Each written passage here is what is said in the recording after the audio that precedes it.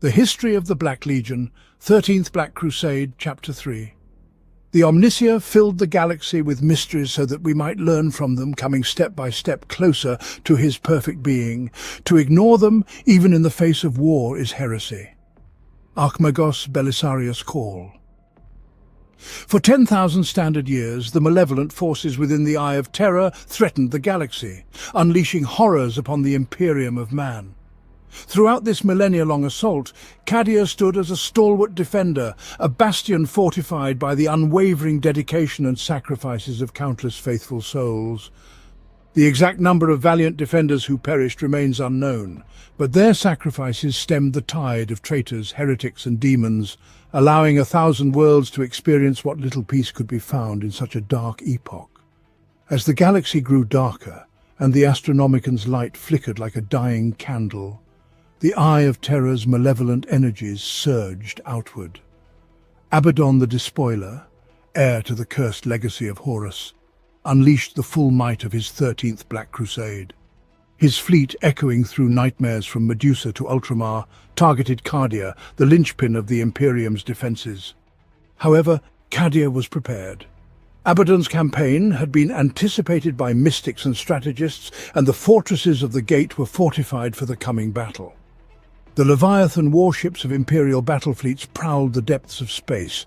From the radiation-ravaged wastes of Prosan to the icy plains of Solar Mariatus, the Casa bastions were expanded, their garrisons bolstered by forces from across the Imperium. Knightly households, the Adeptus Astartes, the Adeptus Mechanicus, the Adeptus Sororitas, and the indomitable Cadian shock forces all stood ready. The warriors of Cadia, trained and drilled for this moment alone, awaited the battle that would shape the future of the galaxy. Millions perished in the initial assault, and millions more in the relentless slaughter that followed. Worlds were incinerated, and countless warriors bled their last for scraps of ravaged ground. Space was littered with wreckage from fleets capable of annihilating entire systems. Despite the staggering losses, the defenders of Cadia fought on without respite. Had the conflict been limited to conventional warfare, Cadia's defences might have held. However, Abaddon's arsenal included weapons beyond mortal comprehension, blessed by the dark gods. Plagues devoured fortresses before shots were fired, madness consumed the devout and the profane alike, and betrayal, fueled by false promises of salvation, tore regiments apart from within. Bastions, secure from invaders, fell to internal strife as the righteous clashed with the corrupt. Yet, from one such betrayal, hope emerged anew. When treachery led to the slaughter of the Cadian High Command at Tirok Fields, Ursarkar E. Creed, commander of the famed Cadian 8th Regiment, assumed the role of Lord Castellan of Cadia. His leadership altered the course of the conflict. Creed's cold, calculating demeanour earned the respect of soldiers, the Adeptus Astartes, and even the rumoured Xenos allies who played a part in Cadia's defence. Through Creed's efforts and those of countless unsung heroes, the Chaos incursion was slowed and eventually repulsed, leaving a planetary system on the brink of collapse, and warriors too weary for celebration. Communication with the outer worlds was severed, and attempts by astropaths to contact them were met with seizures or worse. As artificers worked to restore Cadia's defences and sporadic battles continued against remaining invaders, Creed contacted the remnants of the Imperial Navy still in orbit. He requested that the few operational vessels conduct reconnaissance of the outer system. Convinced that another assault was imminent, Creed knew Abaddon would not abandon his conquest without a fight. Despite the Imperial Navy's depleted state, Creed prepared for a final stand. The Space Wolves battle barge, Firemane's Fang, was the only warship capable of fighting effectively. Creed suspected Abaddon's pride would compel him to attack Cadia directly, making it imperative to delay the Despoiler's forces, buying time for reinforcements to arrive. Casa Kraf, one of Cadia's chief fortresses, remained intact and became the focal point of the defence. Situated on the Elysian Fields, home to the enigmatic Cadian pylons, Creed withdrew his command there and readied the fortress for the inevitable battle. Under his direction, archaeologists' tunnels and caverns were expanded for a last-ditch defence, while adepts of the cult Mechanicus laboured tirelessly to repair and enhance the fortress's defences. The stage was set for a confrontation that would determine the fate of Cadia and, by extension, the Imperium. Throughout Cadia Secundus, the scene was identical. Regiment after regiment of Cadian shock forces worked tirelessly to rebuild defences ravaged by bombardment and invasion. They were not alone in this endeavour. Battle companies of the Adeptus Astartes, often reduced to a few squads, stood alongside them, their vibrant colours and heraldry contrasting with the drab Cadian fatigues. North of Casa Kraf, Orvan Heifel stationed his space wolves in the ruins of Casa Yark. The Fenris-born warriors preferred to roam the cratered plains, hunting demons rather than staying within the walls. Despite their recent heavy losses, the Space Wolves were resolute in honouring their new Wolf Lord and their fallen leader, Aegil Iron Wolf. Further north, the Dark Angels' 4th Company fortified the wreckage of their crashed strike cruiser, Sword of Defiance, turning the downed ship into a formidable fortress. To the south of Casa Kraf, guttural prayers echoed from the Black Templars' bastion lines. Marshal Marius Amalric, distrustful of the Cadian guardsmen's resolve, integrated his warriors of the Cruxis Crusade among them to bolster their spirits. Across the valley from Creed's fortress, the Battle Sisters of the Order of Our Martyred Lady garrisoned the shrine of St. Morican. The eastern wind carried incense over Casa Kraf's walls, boosting the morale of the troops. However, Creed himself found little comfort in the incense, placing his faith instead in the roar of artillery and the fighting spirit of the Cadian soldiers. He believed in forging miracles through action, not prayer. In the following days, Creed pushed his soldiers to their limits, leaving them too exhausted to doubt or fear. For the first time, the massed regiments of Cadia experienced the rigorous training that had made the Cadian 8th such a formidable force. The 8th, already veterans, took pride in the hardships Creed imposed on their comrades, understanding the necessity of his methods. Creed's preparations extended beyond drilling his troops. He salvaged the remnants of the astropathic choir beacon from the ruins of Casa Luton and had it installed in Casa Kraf. With the original astropaths dead, Creed recruited the remaining psychers on Cadia, mostly sanctioned psychers from the Scholastica Psychana, to operate the beacon. He gambled that their raw power could help true astropaths break through the psychic turbulence and call for reinforcements. As the makeshift beacon was readied, Creed was overwhelmed by the scent of oil and unguents. Flickering lights and scuttling data streams filled the chamber, watched over by a silent, robed figure. "Is it ready?" Creed asked. Magos Klan, more human than most tech priests Creed had encountered, replied with a metallic edge, "It will serve, but it is not without risk." Creed surveyed the capsules, each containing a psyker connected to the choral beacon by bundled cables.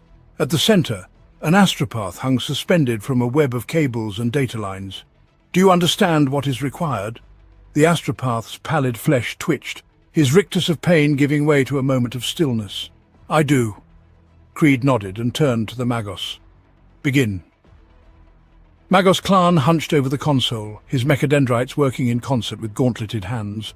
Creed felt the psychic pressure wave build, his nightmares clawing at the back of his mind. Capsules sparked, their visplates cracking and falling dark. The astropath threw back his head and screamed. The pressure in Creed's mind burst. The astropath slumped lifeless, black fluid trickling from his empty eyes. "Mortality rate at 92%, grated the Magos. "Within anticipated projections." Creed swallowed, banishing his nightmares. "Did it work?" "Data is inconclusive," Klan replied with a shrug, his mechadendrites mimicking the motion. "What next?" "Next," Creed snorted, "we fight Cadia stands." After the attempt, Creed's strategy faced objections. Some saw it as a waste of resources, fearing it would draw warp-born horrors to Cadia. Nevertheless, Creed resolved to press on. His resolve was tested when a defense monitor, the sole survivor of the reconnaissance fleet, limped into outer orbit. The Pyrax Orchid's starboard flank was a ruin of scored metal. 2/3 of its crew were dead, and the rest would perish from radiation poisoning before the day was out. The sole surviving officer gave a garbled account, but the sensor readings were clear. Abaddon's Black Fleet was inbound for Cadia, an angry swarm of warships, demon vessels and space hulks so massive it eclipsed the stars. Worse, at its core was the malevolent, planet-killing bulk of a Blackstone fortress. Creed's fears had come true. Abaddon's 13th Black Crusade hadn't ended. It had barely begun. Far from Cadia, in the dust-blown wastes of the world of Eriad VI, a 50-year endeavour teetered on the brink of disaster. For millennia, the Eriad system was deemed worthless. Bathed in the radioactive grip of an angry star, its planets offered little to justify human colonization. Strategically, it was considered expendable. In the early 32nd millennium, the Imperial Navy set up an orbital outpost at Eriad VI. The world served as a staging area until Abaddon the Despoiler's Fourth Black Crusade swept through the Eriad system in the 34th millennium. With the great citadel of Cromark under threat from Abaddon's forces, Naval High Command had no desire to waste resources on an outpost with so little value. The defence of Eriad VI ended almost with the first salvo, and Abaddon's crusade moved onward. Eriad went unnoticed by the scribes of the Administratum for nearly 6 millennia, until Warp Storm Storel forced the explorator vessel Wayward Eye to make an emergency re-entry into real space. Trapped within the Eriad system by the storm, the Wayward Eye's captain decided to conduct a detailed survey of the system. During this survey, he discovered that the surface of Eriad VI had been subjected to massive bombardments in the distant past.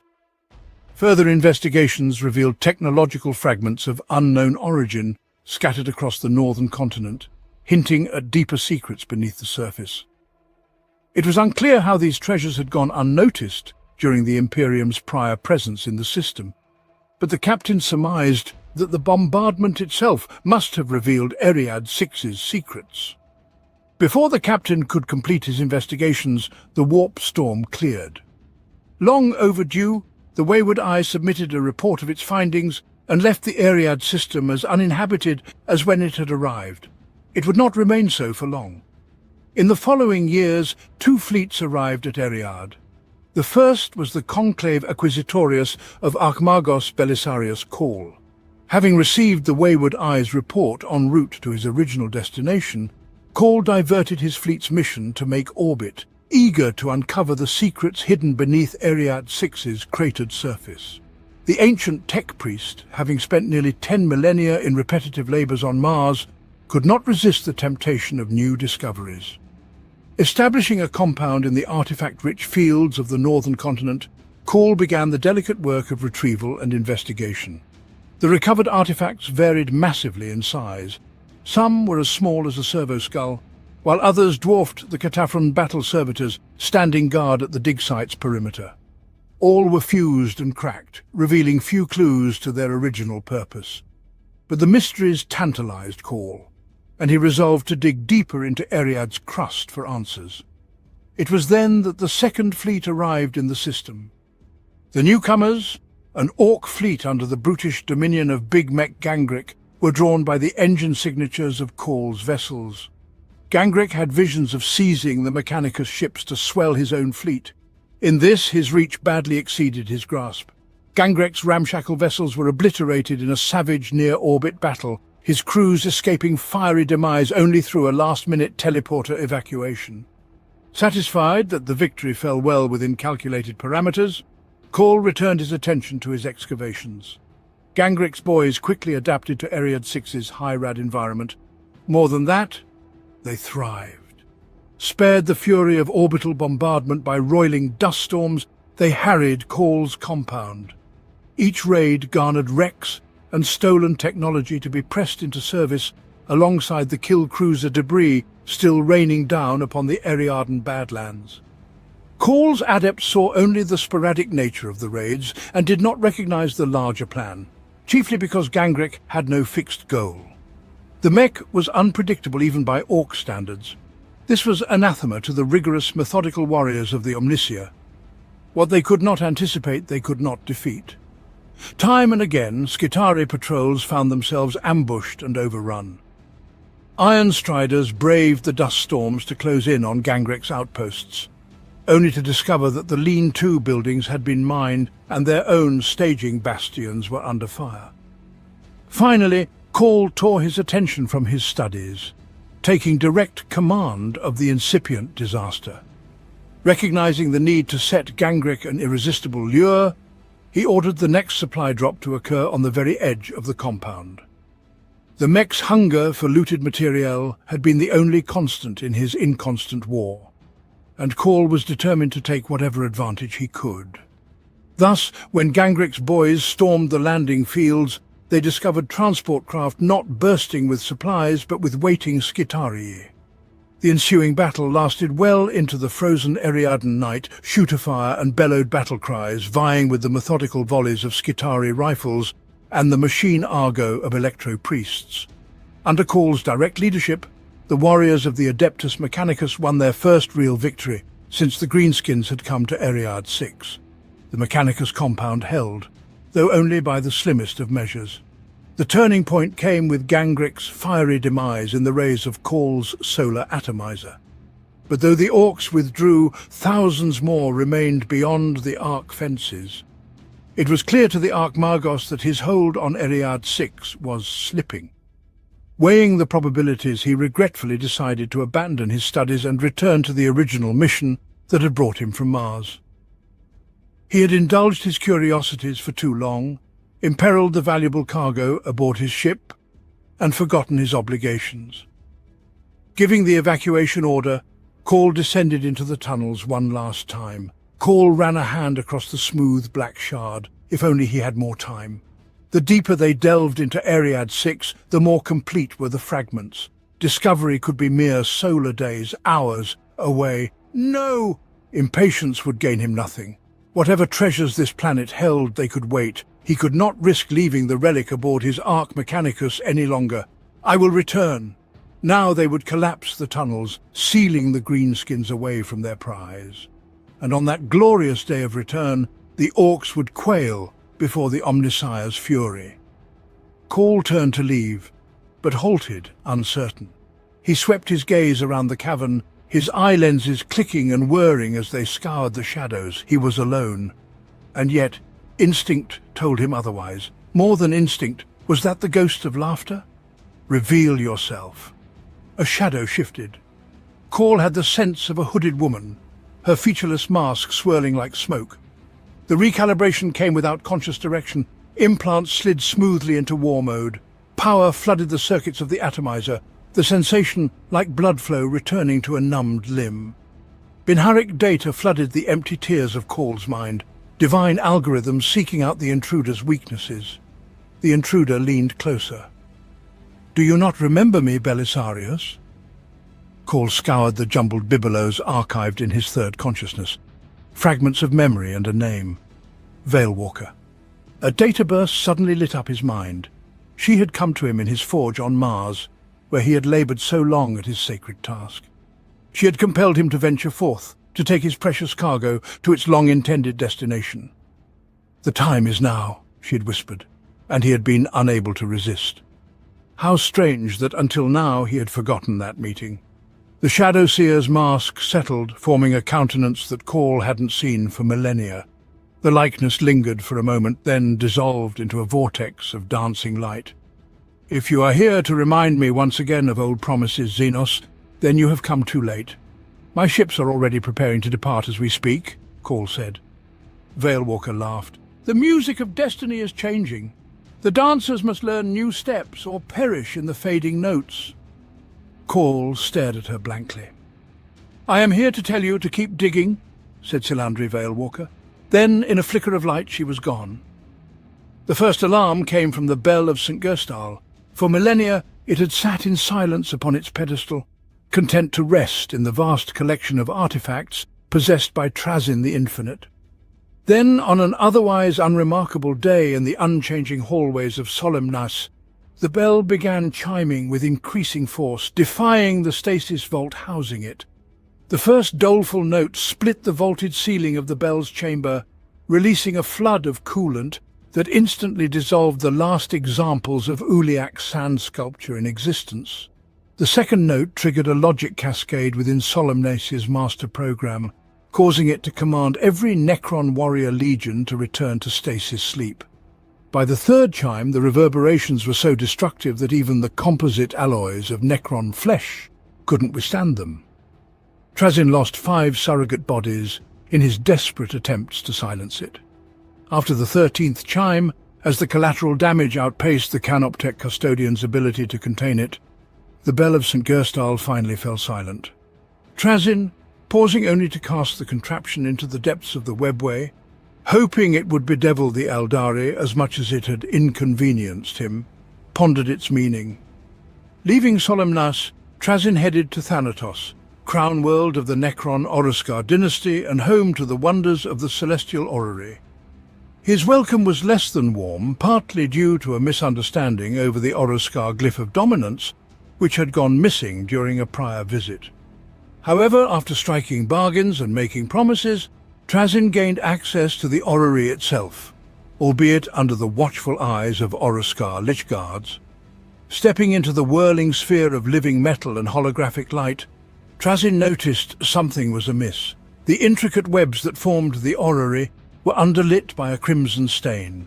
It pulsed beneath the weave of worlds like an infection, forcing its way to the surface. Something was coming, something that would change the shape of the galaxy.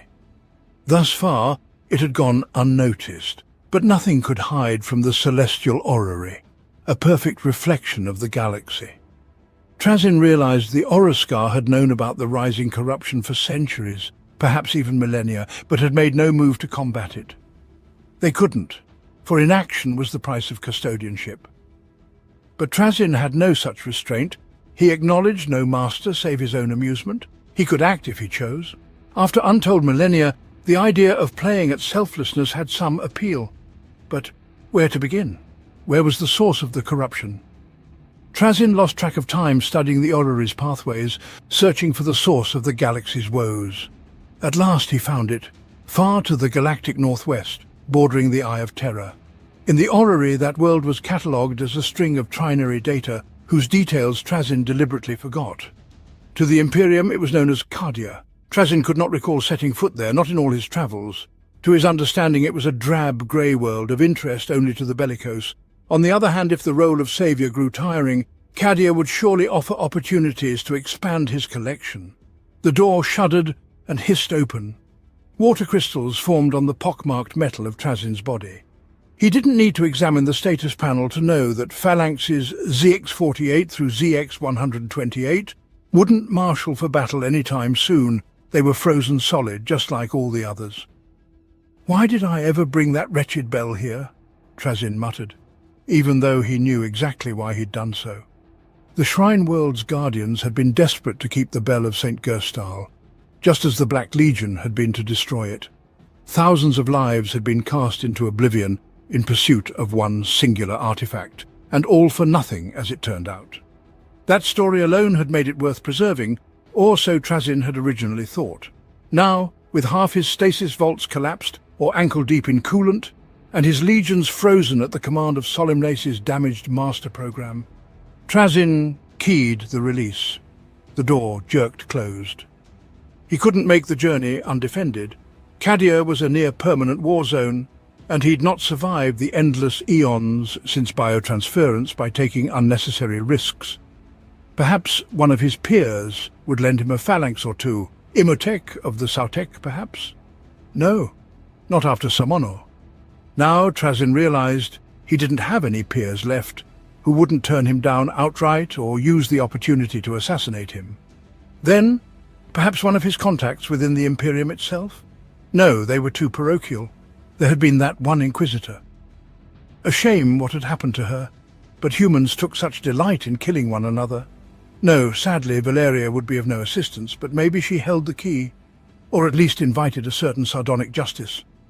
His spirits restored, Trazyn headed deeper into the catacombs, searching for one particular vault. As the 13th Black Crusade surged through the Cadian Gate, other ambitious eyes sought to capitalize on the chaos. Warsmith Shon II of the Iron Warriors and Demon Prince Balakor aimed to overshadow Abaddon's crusade by striking directly at Terra. Emerging from a warp rift inside the battle fortress Phalanx, they sought to seize control of the mighty vessel and unleash its unparalleled weaponry upon the Emperor's imperial palace. Victory seemed within their grasp. 5 companies of the Imperial Fists had already departed on the crusade of vengeance, exacting retribution against the fortresses of Medrengard. 3 other companies were scattered across the Segmentum Obscurus on crucial missions. This left just 30 battle brothers of the First Company alongside the newly formed and untested Third Company to defend their sacred sanctum. Captain Tor Garadon, master of the Third Company, assumed command, rallying Phalanx's bondserfs and his fellow battle brothers. Though heavily outnumbered, the defenders knew every hall and chamber of their home, using this knowledge to deadly effect. They yielded ground only to draw the snarling demons into ambushes. Armoured fortresses within the fortress held the line until their ammunition was spent, and their positions were overrun by the Iron Warriors' clanking war engines. Despite their tenacity, the insidiousness of the Dark Gods and Shontu's warpsmiths took a toll. Automated defences turned against their creators. Reactor waste flooded hallways. Gravitic and life support systems failed. Hangars vented into the void without warning. As the Iron Warriors advanced, elegant stonework and golden panelling twisted into grotesque forms. Soon, whole decks resembled the nightmare bastions of Medrengard. The Imperial Fists held their ground with the steadfastness worthy of their Primarch, but more of the fortress ships succumbed to the infestation with each passing moment. The machine spirits of the dorsal batteries were compromised, and planetary bombardment loomed. Garadon knew he had to act. Realizing that conventional weapons would not suffice, Garadon ordered Phalanx's weaponry turned inward, using it to cut away the corrupted sections like a surgeon removing diseased tissue.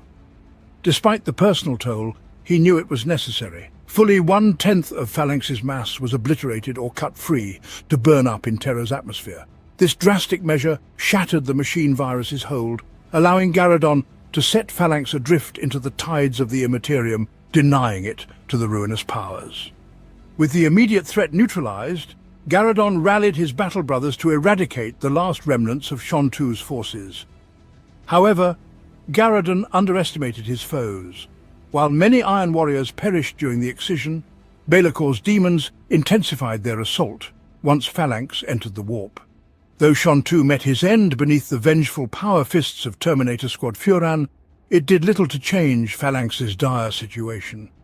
Garadon, with his weary and diminished forces, made his stand in the Chamber of Storms, under the watchful gaze of statues of long-dead chapter masters.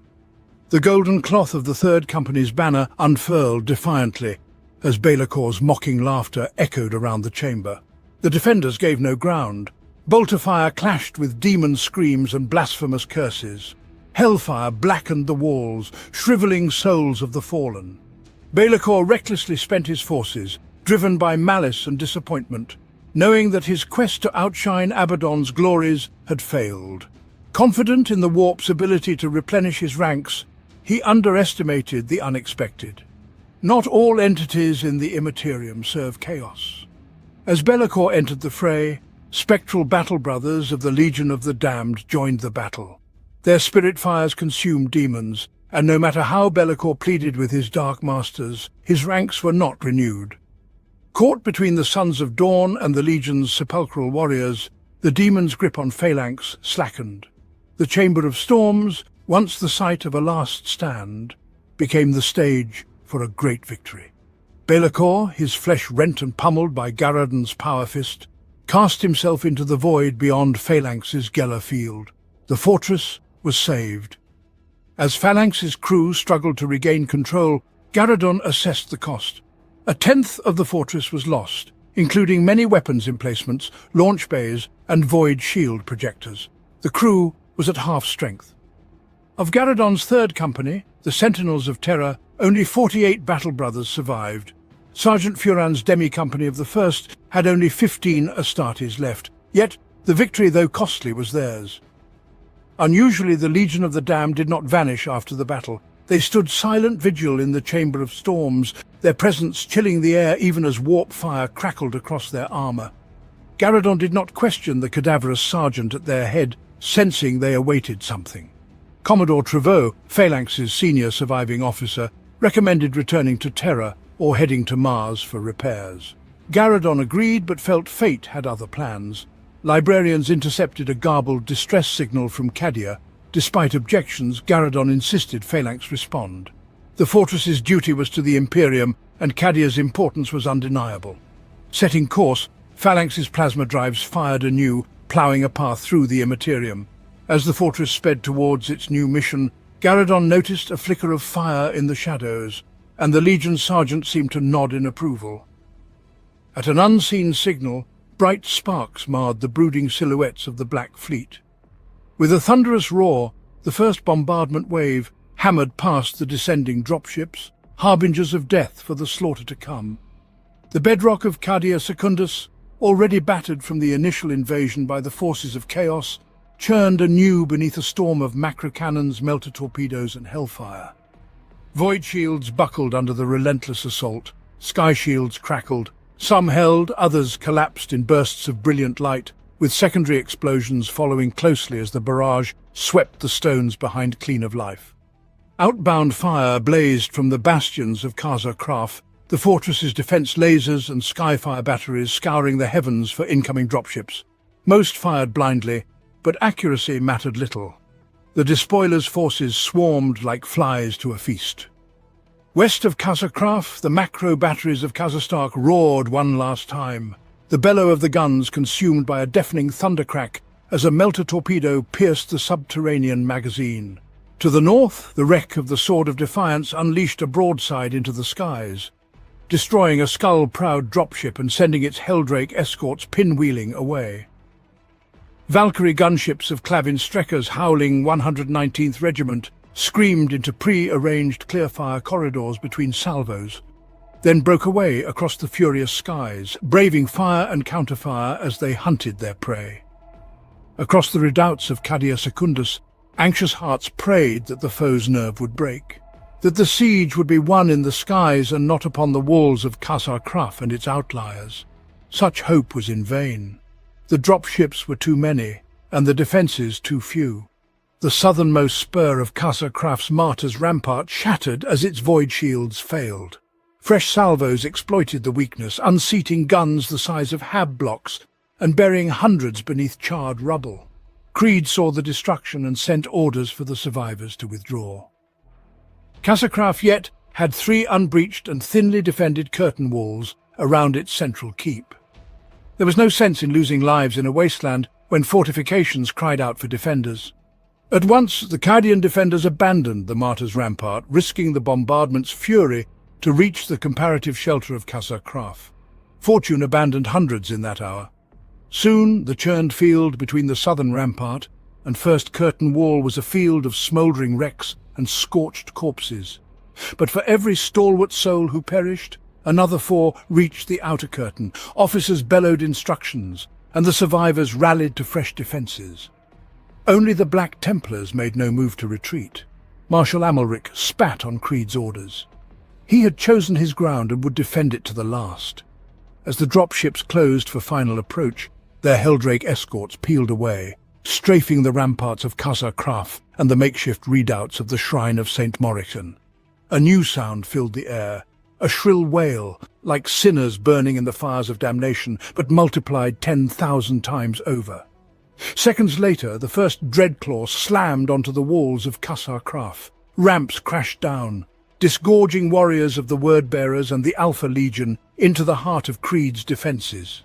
At first, the massed volleys of the Astra Militarum defenders drove the invaders back. But then blasphemous icons rose high into air, choked with smoke and dying screams. The fabric of reality cracked, and howling demons joined the fray. Everywhere the tale was the same. The roar of traitors' bolters, joined by the bellowed battle cries of blood-slicked demonkin. Gun emplacements fell from within, even as they traded fire with the foe, their defenders torn apart by Hellblade and Claw. Some platoons, stricken with terror, threw down their arms and fled. Most fought and died to the last, urged on by the fiery sermons of their Adeptus Ministorum priests, their resolve stiffened by the certainty that there was no escape in this hour. In that bloody charnel, A soldier's only freedom was to choose how he died. Most clutched their weapons tight and met their doom with defiance. Nowhere in that initial onslaught was the fighting harder than at the shrine of St. Morican. The tang of the Sisters of Battle's faith was both irresistible and anathema to the rampant demons, and the lure of it goaded them time and again onto that ground.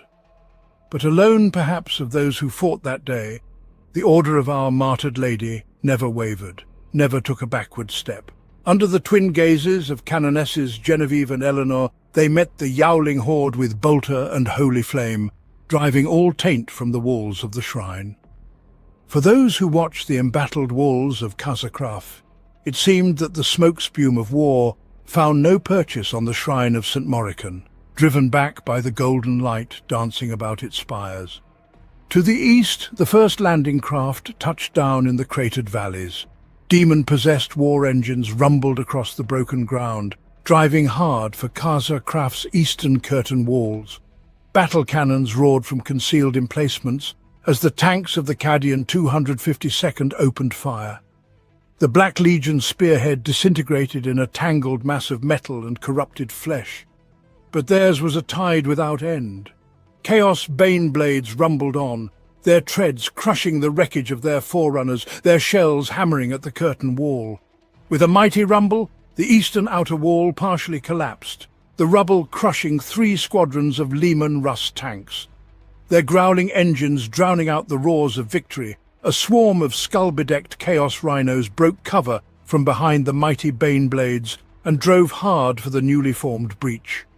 Far to the north, the patchwork defences of Kazajark shuddered beneath the shell fire of an Iron Warrior's siege battery upon the Kolorak plains. Unwilling to wallow behind the walls, Orvan Heifel ordered his brothers to their transports. Warsmith Cromgat had come prepared for a counter-assault, having fortified his position with drop bastions and lines of cursed aegis designed to slow any attacker long enough to bring the big guns to bear. But caution had never been Heifel's way, and no spawn of the demon forges would stay the fury of the Fenrisborn. Sweeping aside all in their path, the Iron Wolves descended into Cromgat's citadel, using its own trenches and bastions as cover against the raging artillery. Hours passed. Solar days, still the battle raged. Some defenders seized what snatches of sleep they could in the fighting's sparse lulls and the hush that fell between the bombardments. Most remained awake, pushing health and sanity to their limits, with whatever chems they could scrounge, rather than suffer the nightmares blowing like the wind over Cadia Secundus. The walls of Casa Craf were swept clear, only to come under fresh assault from the horrors of the warp. Casa Jark, so lately saved from Cromgat's bombardment, perished at the infernal sorceries of Elix-Stain's Cyclopia Cabal. 3 times did the blood-mad berserkers of the World Eaters hurl themselves at the sword of Defiance's wreck. 3 times did Master Corahale rally the battle brothers of the Dark Angel's 4th Company. 3 times were the Scions of Khorne hurled bloodily back, only for their feral chant to rise again in the darkness beyond the cruiser's crumpled hull. They came again as night fell, a pack of howling beasts in blood-red ceramite across the eastern rise. The survivors of the Dark Angel's 4th Company no longer needed Master Corahale's instruction. 40 battle brothers halted, forming a double ring around the tattered company's standard. Bolters roared defiance. The searing hiss of plasma crackled through the still air. Blood for the blood god! The first wave never reached the 4th. Their broken bodies hurled back into the darkness by the disciplined Sons of Lion, the fate of all traitors. The second wave, lost to madness, surged over the bodies of the slain. For Lion and for the Emperor, Corahale levelled his plasma pistol. The shot took a snarling berserker in the chest. The brute took 2 more steps, then dropped, limbs twitching. The first flamers fired, gouting bright promethium into the night. Fresh notes of pain sounded amongst the fury. An incensed berserker, his armour ablaze, launched himself at Corahale. The chain axe hacked down. Sparks flew from the power sword's amethyst blade as Corahale swept aside its strike. The berserker roared a wordless challenge, one mad eye blazing hatefully from a ruined ceramite helm. Letting go of his pistol, Corahale set a second hand to his sword's hilt and slammed his shoulder into the berserker's chest. The traitor stumbled back, then fell into sudden silence as Corahale's sword swept his head from his shoulders. Corahale glanced around for another foe, but the attack had ended as swiftly as it had begun, its perpetrators now dead upon the wind-blown plains. A twitch of white robes drew Corahale's eye.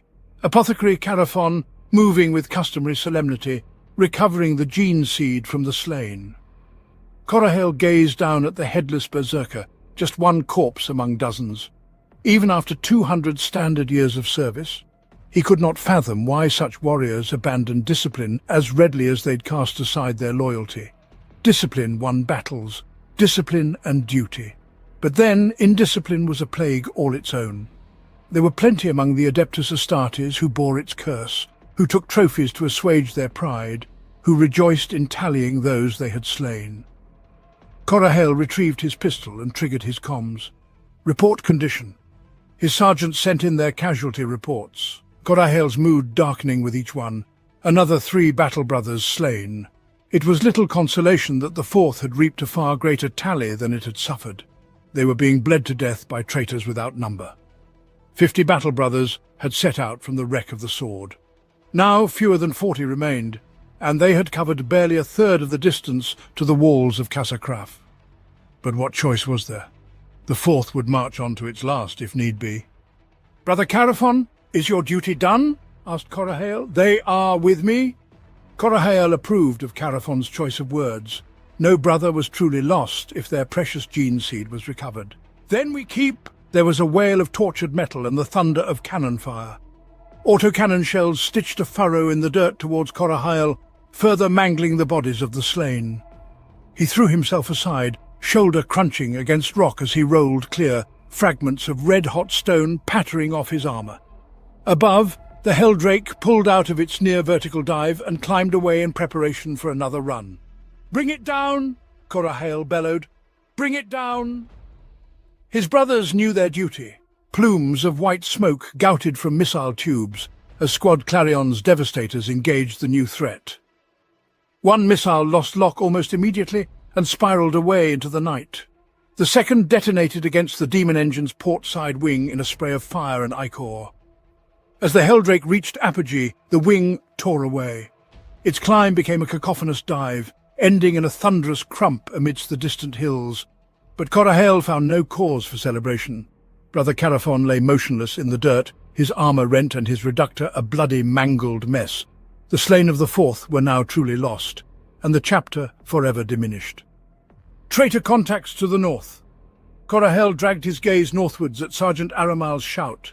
The canyon mouth to the north was no longer empty, but choked with the dust trails of black-liveried bikers, and behind them the dark silhouettes of Predator battle tanks. So it had come to this. "Reform the line! Lion stands with us!" A storm of bolter fire heralded the bikers' approach. Corahale's armor shuddered. His left pauldron cracked, but the ceramite held. His plasma pistol shrieked in reply, sending bolt after bolt into the mass of bellowing engines. Bikers crashed from their saddles, their corpses hurled into bone-crunching cartwheels across the plains. Plasma fire reduced the lead Predator to fused scrap. Sergeant Bayfon threw his hands to his neck, fingers clawing at the spiked chain around his throat. Then an engine roared, and he was dragged into the night, bellowing defiance. Brother Tresel fell, his severed hand still clutching the company standard. Corahale seized the fallen colours and hoisted them high. A Predator's lass fire blazed past him, searing Brother Malachus in half. The ceramite redoubt shrank inwards, the growl of engines growing ever louder. Corahale gripped the sacred standard tight. The enemy would take it only with his death. The growl of engines became a roar. The traitor Predator exploded in a blinding flare of light. A thunderclap tore through the mass of bikers, then another and another. To a chorus of jubilant howls, a spearhead of slate-grey battle tanks crested the eastern rise. Wolf-tailed talismans streaming from trophy poles, they surged into the fray. Corahale knew the markings. The great company of Orvan Highfell, undisciplined, like all the sons of Fenris, seekers of glory, everything Corahale despised in a warrior, but just this once he was glad to have them at his side. Despite the intercession of the Knights of House Raven, The breach in the outermost eastern curtain wall was torn wider. Raptors and Night Lord's terror packs were swift to take advantage, screaming into the space between the walls in search of prey. To their honor, the defenders retreated in good order, one regiment laying down covering fire long enough for another to withdraw. But the raptors were too swift, too hungry for slaughter. They overtook the stragglers and then the rear guard. Creed ordered the gates of the second curtain closed, sacrificing thousands to save 10 times their number. 8 of the mighty portals slammed shut, severing the line of Imperial retreat. Hundreds perished at their bases, desperate souls howling pleas for deliverance at the comrades atop the Gothic barbicans, the stoic readying their weapons for one last stand. But 2 of the gates remained open.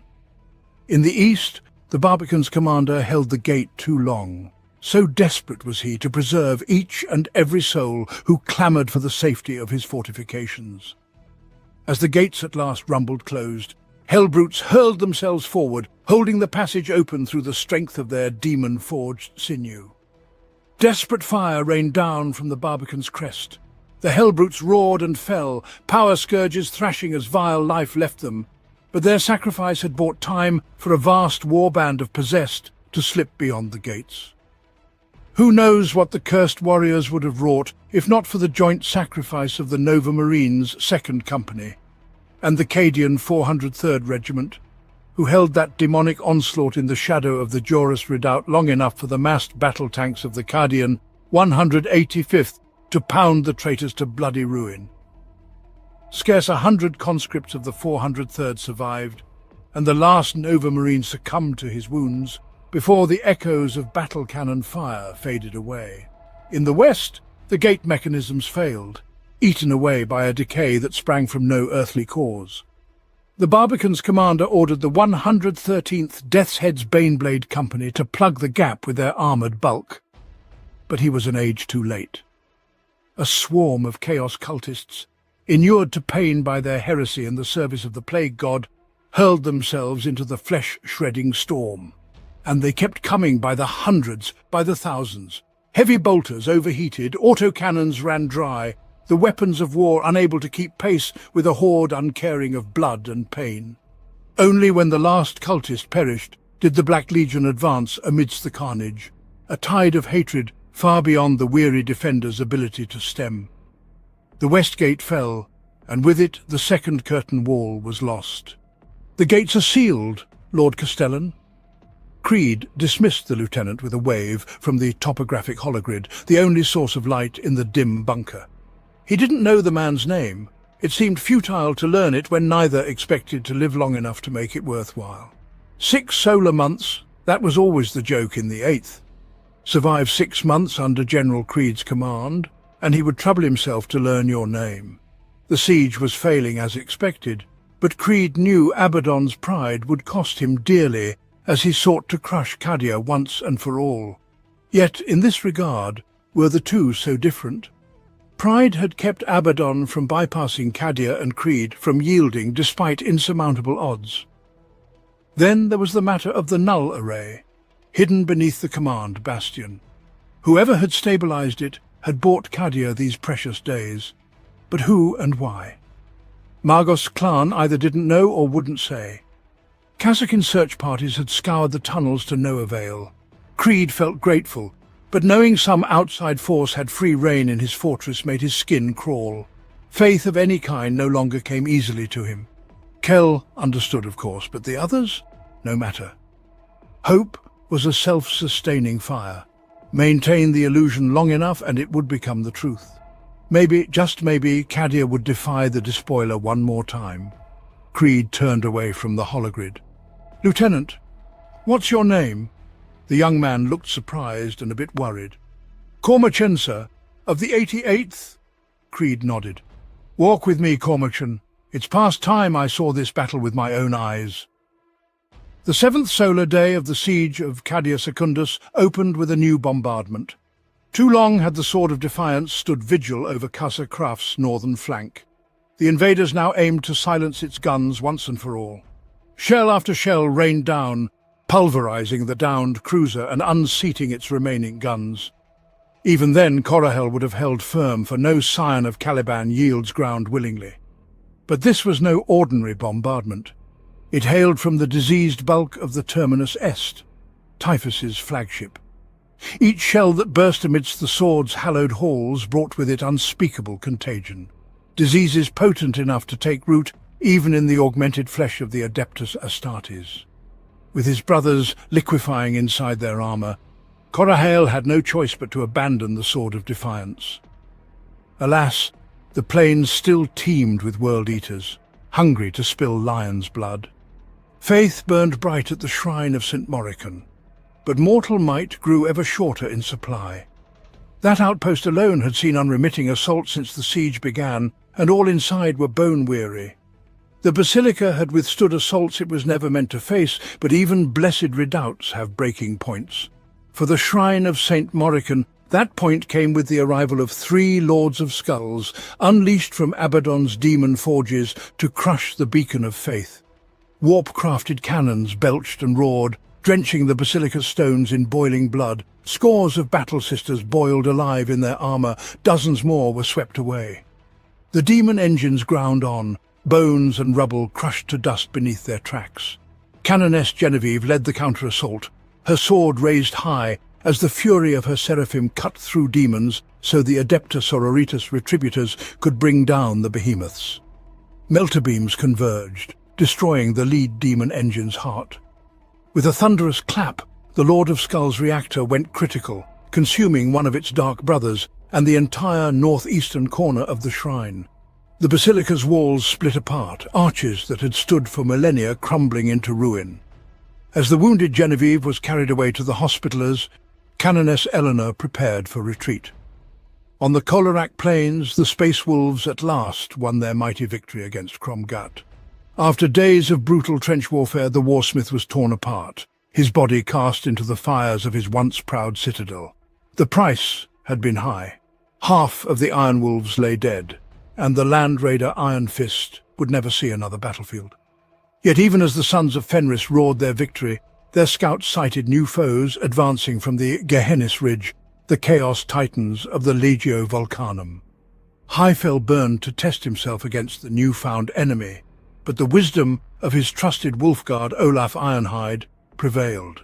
Recovering their fallen, the Iron Wolves took to their transports and fell back towards Casa Kraf. One by one, Casa Kraf's outposts had fallen, but far to the south defiance yet burned. Marshal Amalric's Black Templars had sworn to defend the Martyrs' Rampart, and they did, with every ounce of zeal and fury their chapter was known for. Though the walls were rubble, they fought on, an island of stalwart steel amidst the shifting tides of chaos. Black Legion, word-bearers and others sought to overwhelm Amalric's outnumbered band with chainswords and hellfire. Battle brothers perished in ones and twos, and their crusade banner toppled many times. But the living found fresh strength in the sacrifice of the dead, raising the banner higher each time it fell. By the 8th solar day, the walls of Casa Kraf came under direct bombardment from the wastelands, and the defenders' morale waned. Too many had seen the fate of the far-flung outposts or heard rumours of the slaughter on the curtain walls. None truly knew the scope of the onslaught, and that ignorance fanned fears into a bright, hungry flame. Neither priest nor commissar could quell the whispers, no matter how loudly they chanted the canticles of faith or how brutally they suppressed dissent. Too swiftly the belief spread. Cadia had endured too much, it could endure no more. But for Ursarkar E. Creed, the fortress might have fallen. The Lord Castellan knew that the only way to combat unseen horror was not through speech or threats, but by example. Creed left his command bunker and joined his soldiers on the walls. He ate with them, stole what little sleep he could alongside them. As assault after assault crashed into the Golden Cregan gates, Creed stood his turn behind the Aegis lines, firing volleys with a borrowed lasgun. These theatrical moments of defiance were the only times he looked upon the foe. At all others he kept his back to the carnage, a deliberate gesture of disdain. He paced the grand bastion, even though its void shields had never recovered from the initial bombardment. He walked the ramparts where sky shields had imploded, risking the raking fire of helldrakes with those he commanded. And where Creed went, Kell went also. The tattered colours of the Cadian 8th Regiment rousing those hearts, Creed's example could not. Under Creed's gaze, the Cregan gates endured. But in the east, the fate of Khazar-Kraf teetered on the brink. There, at least, resolve was plentiful. The surviving Valkyries of the howling 119th had ferried the remnants of the north and eastern garrisons behind Khazar-Kraf's walls. Battle sisters now took their place on those ramparts, the wounded Genevieve among them, and more black-liveried assault carriers braved the angry skies to carry the Iron Wolves and Corahale's 4th Company inside the stronghold. Yet not all the Iron Wolves had returned, or so it was said. Rumours abounded of feral warriors prowling the killing ground beyond the wall, and wild howls touched the ramparts whenever the wind blew east. If Orvan Heifel knew anything of this, he offered no explanation. The Legio Vulcanum advanced implacably. The traitor Princeps Malus Tiron had honed the business of war for 10,000 years, knowing his corrupted god-engines intimately. His consciousness flowed through them all, a gift from the dark gods for his unwavering devotion. Possessed warhounds served as his eyes and ears, the warlord Titan Vessel of Damnation his strong right arm, and the Reaver Maniple the bunched fingers of his left fist. When confronted, war machines across the formation combined their fire with uncanny accuracy. As void shields faded, Tyron reconfigured his formation, letting undamaged Titans bear the brunt. Thus, the vanguard of the Legio Vulcanum crept ever closer to Khazar-Kraf's walls, the god machines nearly unscarred despite their foes' ferocity. The defenders of the eastern walls were saved, just as they had been before, by the howling 119th. With munitions running low and barely a dozen flight-worthy assault carriers, the squadron took wing one last time, diving hard for the advancing Titans. The skies around the Legio Vulcanum swarmed with helldrakes, but the pilots of the 119th had learned much about the demon engines in the preceding days. Not enough to clear them from the skies altogether. Their numbers were too great, nor even for surviving more than a few minutes before being shredded by warp-forged talons. But survival was not in the 119th's plan. Clavin Strecker, commander of the 119th, had noted how the lesser Titans seemed almost in thrall to the will of the lead monstrosity, Vessel of Damnation. Destroy the warlord, he reasoned, and the others might fall as well. 3 Valkyries were torn apart by helldrakes before they even reached weapons range. 2 more veered into the path of a volcano cannon and were obliterated before their crews sensed the danger. The remaining Valkyries pressed on, buffeted by surface-to-air fire, armor rattling under the onslaught of Hades' autocannons. Another Valkyrie disintegrated, but the first Hellstrike missiles were launched. The void shields of the Vessel of Damnation flared and guttered as the missiles hit. The 119th banked away, evading ground-based autocannon fire, and prepared for another pass. Only 3 Valkyries of the 119th remained, but the void shields of the Vessel of Damnation were down. However, Strecker's final effort revealed that the squadron's multi-lasers were but pinpricks against the god engine's hull. On the 3rd pass, Strecker was alone, his wingmen shot from the skies. Knowing he wouldn't survive a 4th attempt, Strecker commended his soul to the Emperor, set a collision course, and activated his Valkyrie's afterburners. The explosion marking the last act of the 119th blossomed skyward, visible from Khazar-Kraf's eastern ramparts. The Vessel of Damnation halted, green fire gouting from its ravaged skull. The remaining Titans hesitated, suddenly aimless in the midst of battle.